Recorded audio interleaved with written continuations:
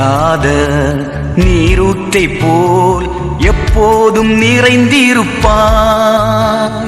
வளமிக்க தோட்டத்தை போல் அனுதினம் கனி கொடுப்பாய்.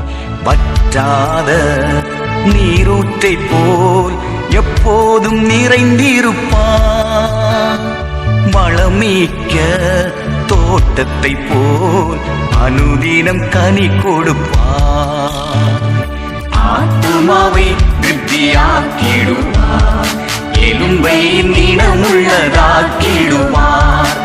ஆத்துமாவை திருப்தியாக்கிடுவார், எலும்பை நீளமுள்ளதாக்கிடுவார்.